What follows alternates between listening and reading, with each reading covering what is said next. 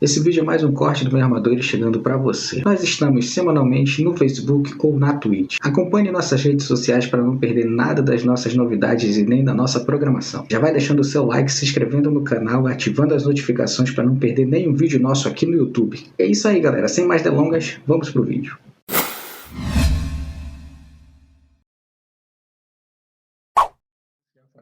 Bom, mas falando em falência, em planejamento, essa derrota do Flamengo também foi planejada ou foi uma catástrofe mesmo? Cássio Ângelo, você que adora o time rubro-negro. Estevão Barros, essa é uma pergunta difícil de responder, até mesmo porque foram jogar com um time alternativo contra o time mais fraco do grupo. Time que nunca tinha vencido um jogo de Libertadores. Eu acho que se esperava muito uma vitória, mesmo jogando com um time alternativo. Foi o mesmo time que jogou contra o Botafogo e venceu por 1-0 naquela polêmica arbitragem que teve. Quer dizer, polêmica arbitragem eu acho que já é pleonasmo falando de campeonato carioca, aquele falhido campeonato. Mas a equipe não jogou bem. E respondendo diretamente, objetivamente a sua pergunta agora, eu acho que não era uma derrota planejada, porque quando pega o terceiro gol, porque o segundo foi mal anulado lá, ele começa a botar Pedro, Gerson, Ayrton Lucas, ele começa a botar artilharia de fogo. Então, diferente do Abel, que sequer levou os principais jogadores para Bolívia, eu acho que o Vitor Pereira ainda tinha a intenção de voltar com os 3 pontos lá de Quito, quando perdeu para o Alcas. Bom, cenário aí do Flamengo é bem complicado agora, né? Apesar de ter vencido a primeira fase, essa derrota do Alcas aí, acho que foi um balde de água fria, né? Porque o Flamengo saiu de uma grande vitória no sábado, e aí se esperava que agora vai, né? Vitor Pereira vai começar a mandar esse time, né?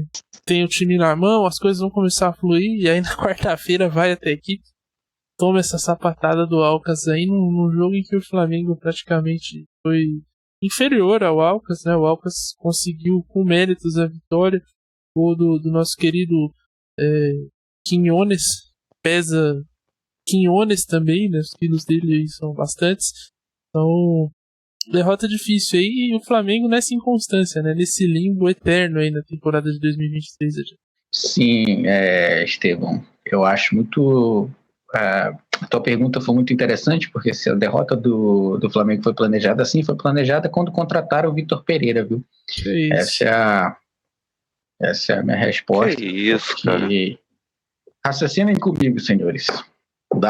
Cada vez mais tá ficando menos tempo para corrigir esse problema. E falando sério aqui, viu? O Flamengo tá com um problema nas mãos, tem uma bomba das mãos, ele pode resolver isso, mas existe uma teimosia dentro da diretoria de manter o Vitor Pereira, que não tá conseguindo fazer esse time fluir, não tá conseguindo fazer esse time jogar. Eu assisti, eu acho que 30 minutos do jogo, deu para ver o Flamengo sendo dominado por um time que estava estreando na Libertadores. E isso, Estevão, pro futebol brasileiro não é bom, entendeu? Porque isso cria moral para os times lá fora, que sabe que acham que vem que podem ganhar desse time. O Flamengo é o bilionário, é o time do bilhão, chamado na imprensa argentina aí, que compra jogadores quando quer, quando pode, e escolhe qual campeonato ele quer ganhar. E pelo visto, não quer ganhar Libertadores. A forma que o Flamengo jogou mostrou que ele está priorizando a final do Carioca. Mas será que isso realmente é uma escolha do elenco do time, ou foi tipo uma tirada de pé do time para mostrar que o Vitor Pereira não tem controle sobre o elenco? Essa é uma pergunta que eu faço para o Cássio, que já foi jogador de futebol, poderia me responder melhor. O elenco está na mão do Vitor Pereira, ou é o Vitor Pereira que está na mão por causa do elenco, Cássio Ângelo? Adiel Reis, eu acho que eles estão numa queda de braço ainda nesse momento.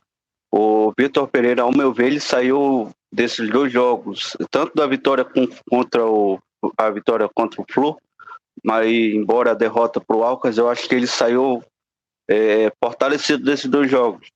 Por quê? Deu para ver no segundo jogo contra o Alcas que ele acertou na escalação que ele fez contra o Fluminense.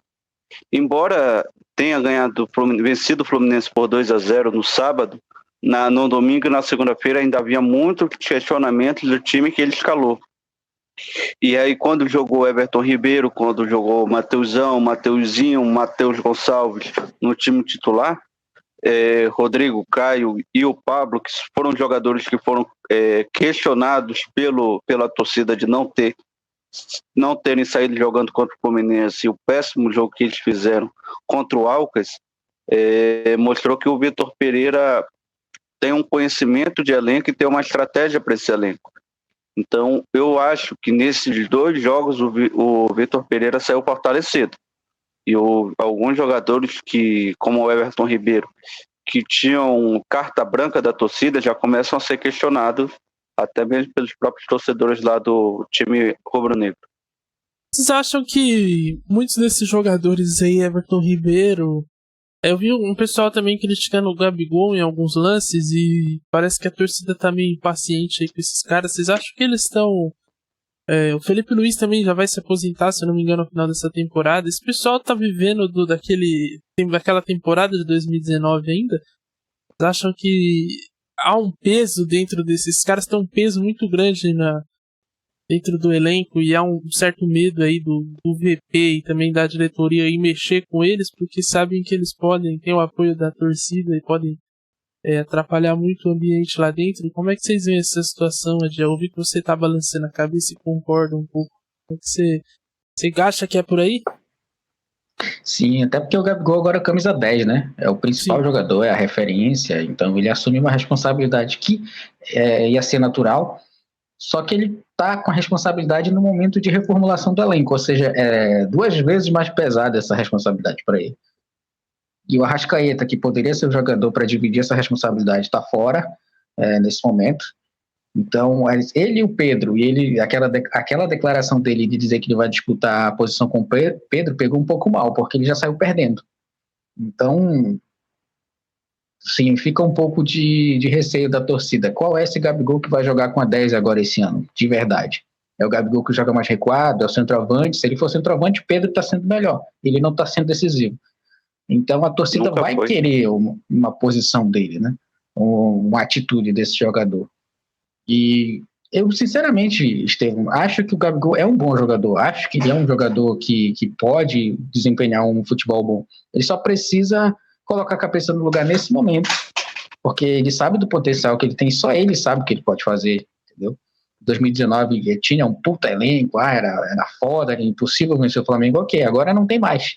Então agora, ou ele assume essa responsabilidade, toma uma atitude, cabeça fria, e aí, parafraseando Abel Ferreira, coração quente, jogar, mostrar raça dentro de campo, ou ele vai ser triturado pela torcida até ser expulso do time, que não é raro de acontecer, viu?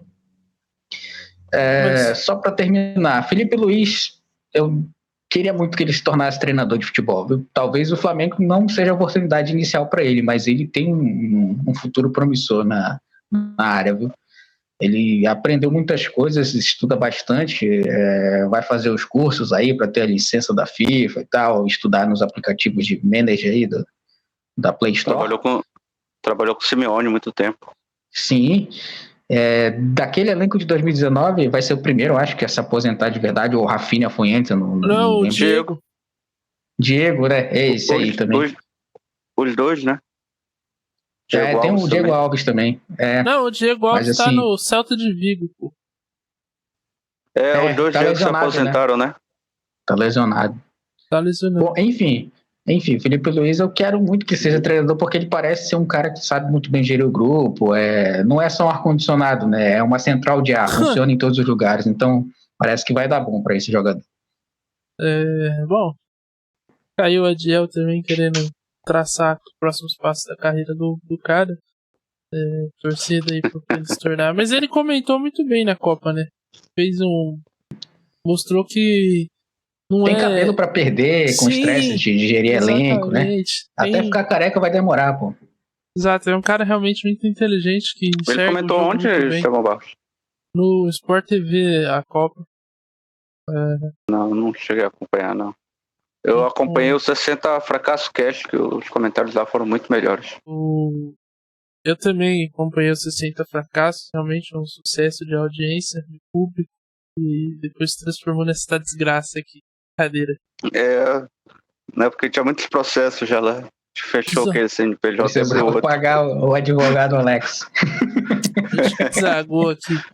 Mas é uma situação aí do Flamengo que talvez até por isso a diretoria tenha trocado o Dorival, né? Não acho que talvez pensando em títulos seria melhor manter o Dorival, mas acho que pensando nessa renovação do elenco que o Adiel citou, não sei se o Dorival teria coragem.